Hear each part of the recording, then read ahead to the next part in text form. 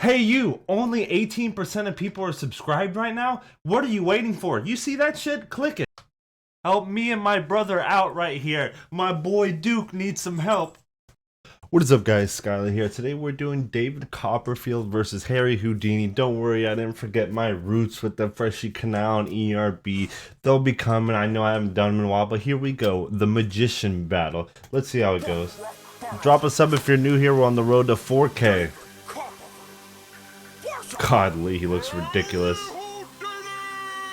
You've never seen a body quite the same as that of Houdini. Slippery like linguine, sneaking out a teeny weeny little space is small enough to fit your talent, David. You're Okay. not shining, shaving. Your biggest endowment, your bank account balances, baby. Abracadabra, you billowy bitch. Man, you look like a pirate on the Las Vegas Strip. I'm so Okay. spitting out evil, you couldn't escape on my paper bag. A batter with patter and matter of fact, you can't match on my skill if you saw me in half. When I was Okay, I would say not the strongest starting verse. I did like how he references swallowing needles, spitting evil. If you guys don't know, Houdini had this weird trick where he put like 100 nails or so on a rope and swallowed them and then pulled them out, which was fucking disgusting, that I may add, and creepy looking. It's very interesting because he said, you know, you kind of just talk shit on him for being big and how he acts, which, you know, Houdini is is all about legitimacy. It wasn't really for illusions and weird things like that. And that's who Copperfield is, more of an illusionist, which Houdini wouldn't really have liked back in the day. So, and batter with patter, that's like talk. He's a better wordsmith. Okay. Okay.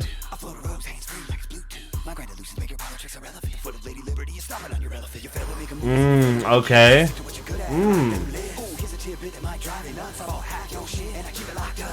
That's true.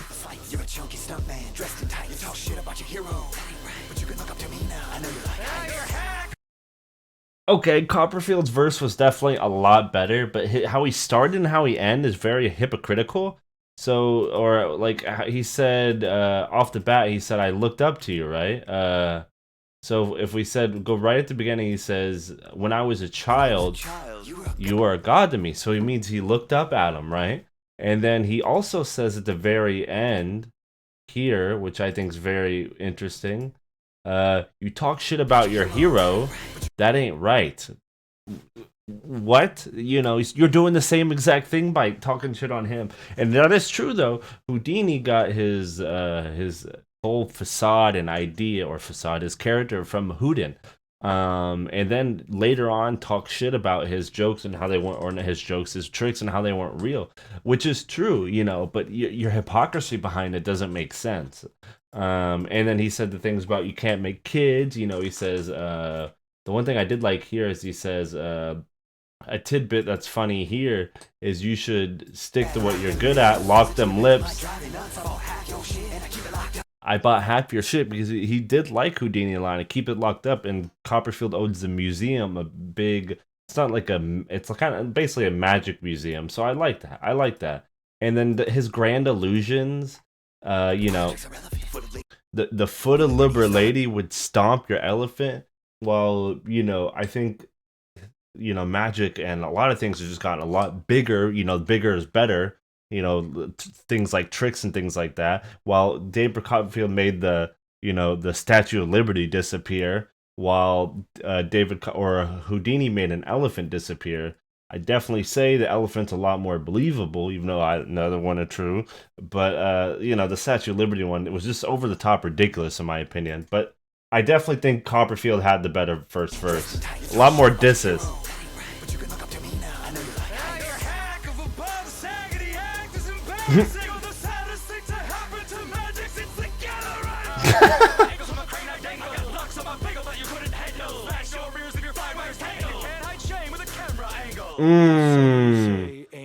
Oh no, not Chris Angel. Oh, okay. I was about to say Chris Angel. I loved Chris Angel as a kid, but looking back, it's just ridiculous. And I did like how he kind of debunked what he's doing. smash your mirrors, leave your flying wires tangled, kind of debunking what everything he's doing. While Houdini, you know, magic, whether you believe it or not, was less of an illusionist and more about doing like these stunts and things like that. So I do like that. I do like the angle he's taken here. Bob Saget, of course. It is funny how he looks like it.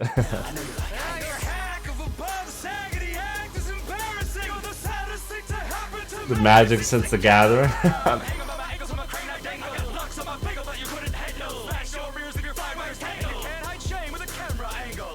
And camera angles, yeah. Okay.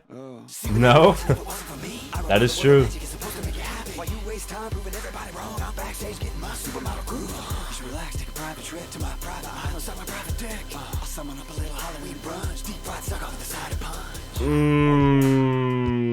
That was a hard ending. That was a hard ending.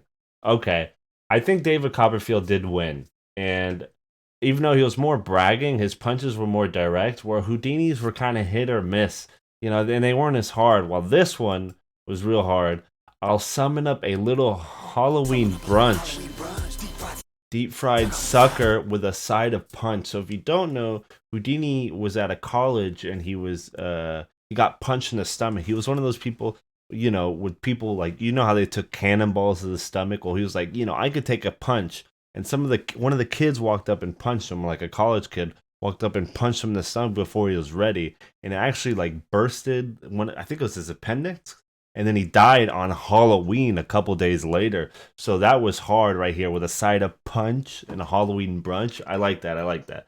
But okay. I definitely think Copperfield won that one.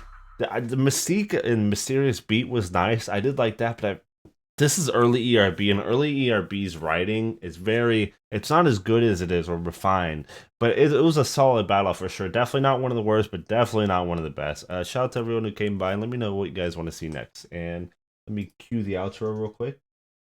Can't stop, won't stop, running to the back.